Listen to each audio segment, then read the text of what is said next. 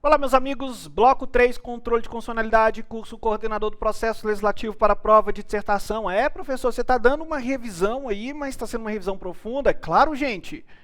Lembre-se, vocês vão escrever na dissertação de vocês aquilo que vocês conhecem. Se vocês não conhecerem a matéria, não tem como vocês dissertarem sobre ela, ok? E está lá escrito, controle de constitucionalidade, sistemas de controle de constitucionalidade. Então, nós temos que estudá-lo. Nós temos que estudar controle de constitucionalidade. Aliás, uma matéria super importante aí para a gente, ok? No bloco 3, nós vamos falar sobre os sistemas matrizes de controle de constitucionalidade existentes no mundo. Então, vem comigo aqui na tela. A primeira matriz de controle de constitucionalidade que nós vamos estudar aqui é a matriz americana, ou controle americano. A matriz americana ela é dos Estados Unidos, no ano de 1803. E o que tem de especial aí na matriz americana?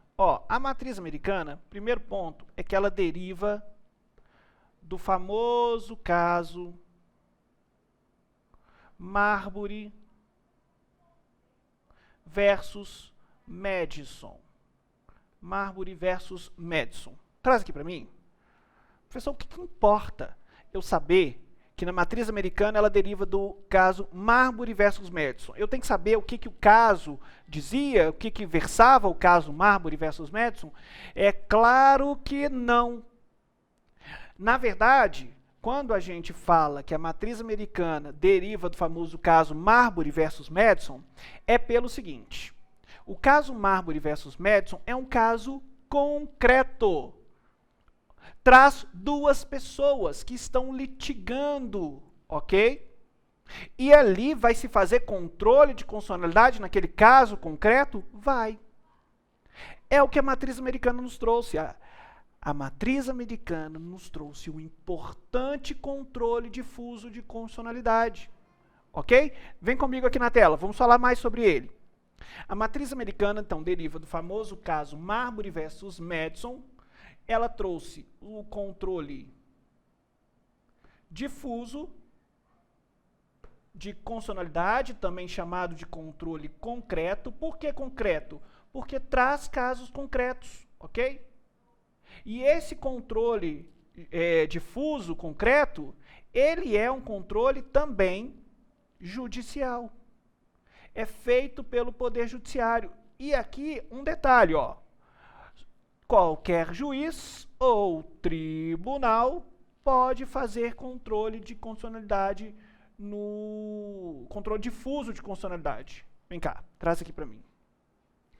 Gente, o controle difuso de constitucionalidade é aquele que se dá mediante casos concretos. Então eu vou ter o caso Marbury versus Madison.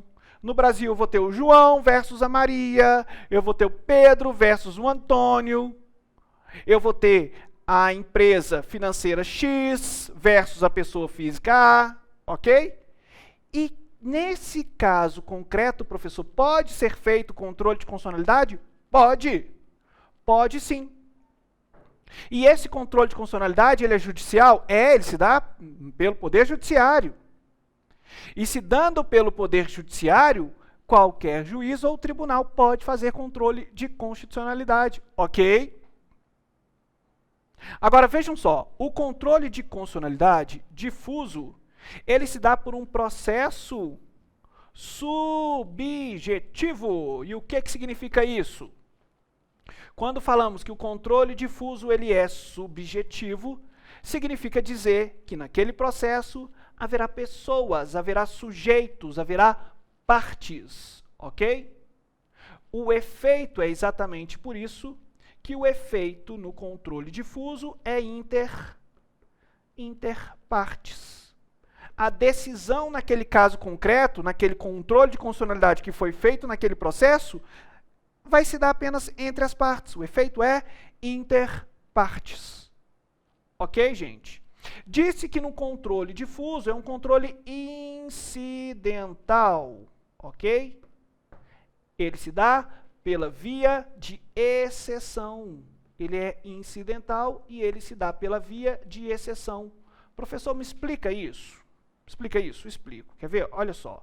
Por que o controle da matriz americana, por que o controle difuso ele é chamado de incidental, ou por que ele é o controle de via de exceção? Por isso aqui, ó. Deixa eu dar um exemplo para vocês. Imaginem vocês que um determinado autor vai em juízo contra um determinado réu. O autor fala assim para o juiz: ô juiz, eu estou entrando com esse processo porque eu fiz um negócio jurídico com o réu e ele descumpriu esse negócio jurídico. E, de acordo com o nosso contrato, por ele ter descumprido com o negócio jurídico, ele tem que me indenizar, ok? Traz aqui para mim. Gente, o autor ingressou em juízo pedindo uma indenização que o réu deveria dar a ele em função de um descumprimento de um negócio jurídico, ok? De um contrato, por exemplo. Né? O réu descumpriu o contrato, previa ali uma indenização, agora ele tem que indenizar o réu. O que isso tem a ver com controle de constitucionalidade? Volta aqui comigo na tela. Olha só. Aqui nós estamos diante de um caso concreto. Não é? Nós temos o autor, nós temos o réu, poderíamos até dar nomes a ele. Agora, o autor ingressou em juízo pedindo a indenização. O réu, ele se defendeu. Quando ele se defendeu, ele disse assim: ô juiz, olha só, é verdade, eu fiz um negócio jurídico com o réu, com o autor. Realmente eu fiz esse negócio jurídico e realmente, excelência, realmente juiz, esse negócio jurídico previa que se eu descumprisse eu teria que indenizar o autor. Mas, excelência, sabe por que eu não indenizei o autor? Porque eu entendo que a lei X, que rege o nosso negócio jurídico, eu entendo, juiz, que ela é inconstitucional. Percebam vocês, gente, percebam vocês, que aqui nesse caso concreto, o réu suscitou um incidente de inconstitucionalidade da lei X. Traz aqui, ele disse: juiz, eu não indenizei o réu porque eu entendo que a lei, eu percebi que a lei X, que rege o nosso negócio jurídico, ela não está compatível com a Constituição, não. Portanto, eu não tenho que indenizá-lo. Gente, o que é principal nessa ação? É a indenização. O que é secundário? O que é exceção? O que foi um incidente? O controle de constitucionalidade que será realizado no caso concreto. Ok? Ou seja, traz aqui. Esse juiz aqui, olha, ele vai ter que parar todo o processo para ele fazer o controle de constitucionalidade da lei X. Esse juiz pode fazer o controle de constitucionalidade da lei X? Pode sim. Ok? Veja que no caso concreto foi suscitado um incidente de inconstitucionalidade. Estamos diante do controle de constitucionalidade difuso. O efeito da declaração de inconstitucionalidade ou constitucionalidade só afetará as partes. Mas ninguém não tem efeito erga omnes. Essa é a característica do controle difuso. Ok? Processo subjetivo. Não é um processo objetivo, é um processo subjetivo. Porque temos sujeitos aqui litigando. Tá certo? Ok. Próxima matriz. Matriz número 2 que nós vamos estudar, chamada matriz ou sistema, né? Matriz ou sistema austríaco. Sistema ou matriz austríaca, né? Matriz austríaca. A matriz austríaca é do ano de 1920 e ela deriva de Hans Kelsen. Hans Kelsen, aquele autor do importante livro Teoria Pura do Direito, tá? Traz aqui para mim. O Hans Kelsen, o que a gente lembra, né, quando a gente fala de Hans Kelsen? A gente lembra logo daquela pirâmide do ordenamento jurídico, em que a Constituição se situa no topo do ordenamento jurídico. É isso que o Hans Kelsen escreveu no seu livro, A Teoria Pura do Direito, que as normas constitucionais de um Estado devem se situar no topo do ordenamento jurídico brasileiro.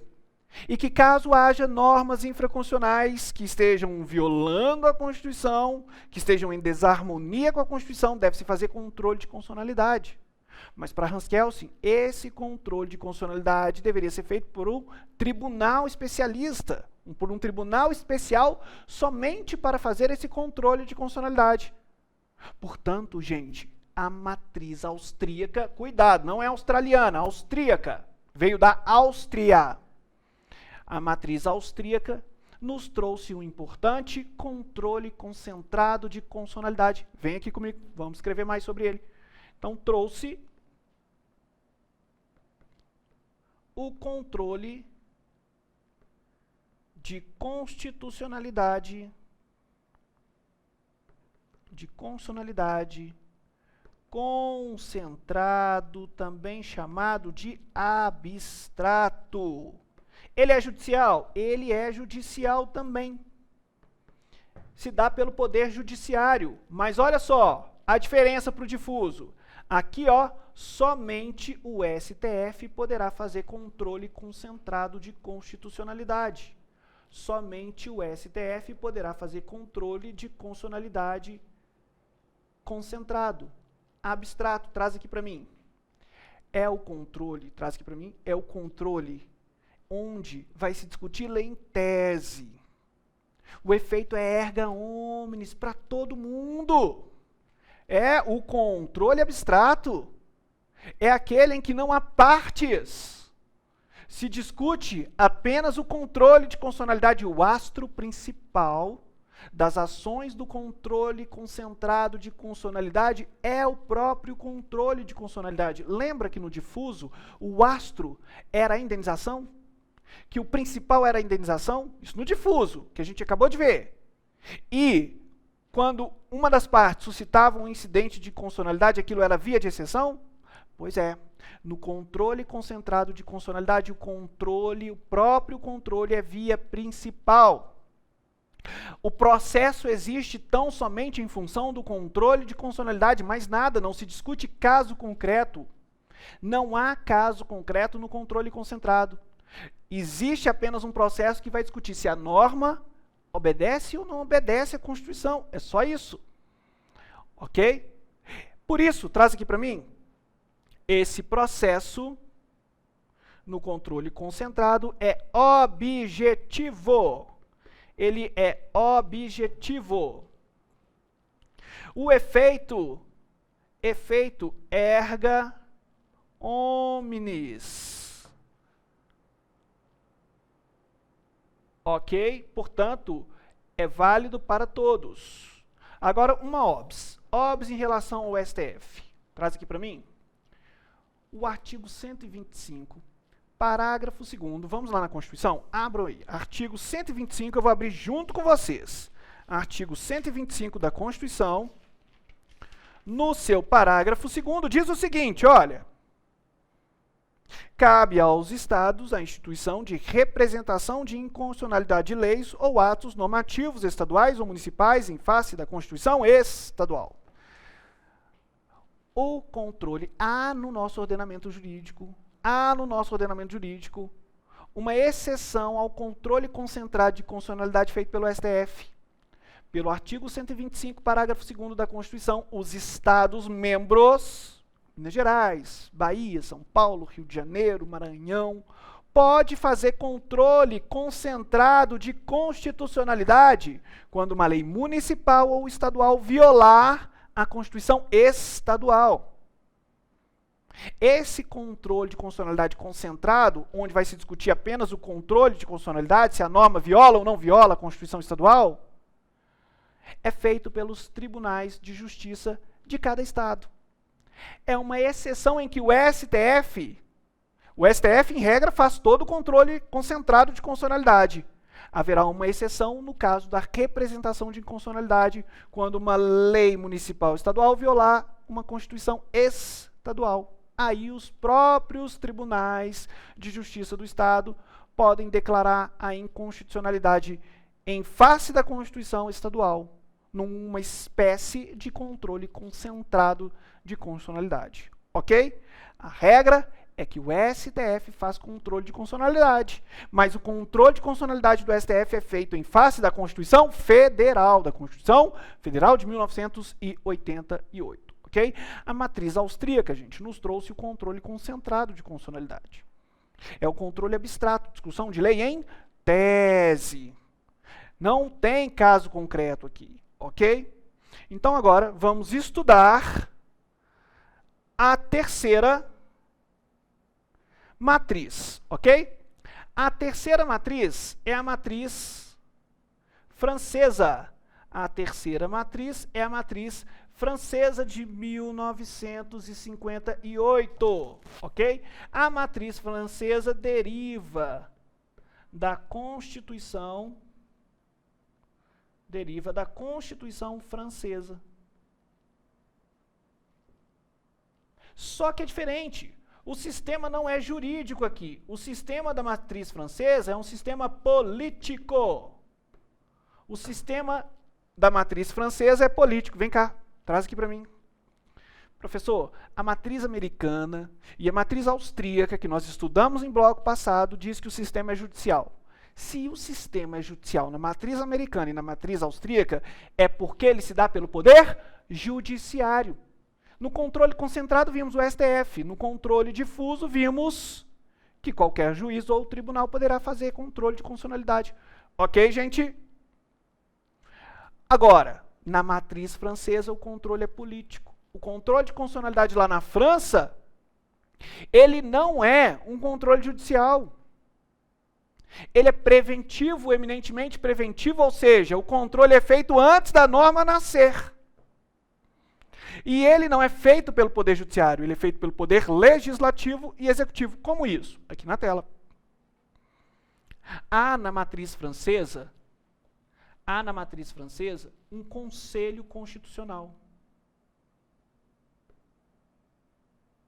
Esse Conselho Constitucional, ele é formado por 3 indicados pela Câmara dos Deputados Federais, 3 são indicados pelo Senado, isso lá na França, gente. 3 pelo Presidente da República. 3 pelo Presidente. Ok? Pelo Presidente. Não é República, não. 3 pelo Presidente da França. Ok, gente? Então, é um controle que, em regra, se dá pelo Poder Legislativo e pelo Poder Executivo. Ele é um controle político, não é um controle judicial, ok? Bom, traz aqui para mim. Gente, diante dessas matrizes que existem no mundo de controle de constitucionalidade, matriz americana, que trouxe o controle difuso, judicial, caso concreto, matriz austríaca, que trouxe o controle concentrado, né, lei em tese, abstrato, e a matriz francesa, que é um controle político, que se dá pelo Poder Legislativo, pelo Poder Executivo, a pergunta que não quer calar, depois que a gente estuda isso, é: qual é o controle de constitucionalidade que o Brasil adota? Ora, o controle de constitucionalidade que nós adotamos aqui no Brasil é o controle judicial misto repressivo. Qual é o nosso controle? Vou escrever aqui para vocês não esquecerem. Olha só, o nosso controle de constitucionalidade é o controle judicial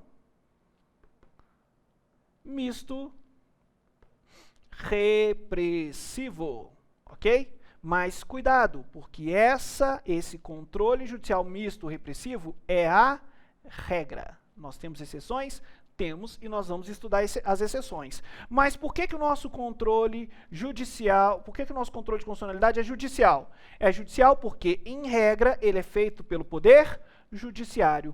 Por que ele é misto? Porque nós temos 2 formas de controle. Nós temos o controle concentrado e nós temos o controle difuso. Nós adotamos tanto a matriz americana quanto adotamos a matriz austríaca. E por que é repressivo? Porque, em regra, se dá depois que a norma nasce. Ok? Portanto, em regra, o nosso controle de constitucionalidade é o controle judicial misto repressivo. Traz aqui para mim. Mas há exceções. Há exceções. Há controle de constitucionalidade, por exemplo, que é feito pelo Poder Legislativo. Há controle de constitucionalidade que é feito pelo Poder Executivo. Há controle que, ao invés de ser repressivo, vai ser preventivo. Ok, gente? Nós vamos estudar as exceções no próximo bloco. Até já.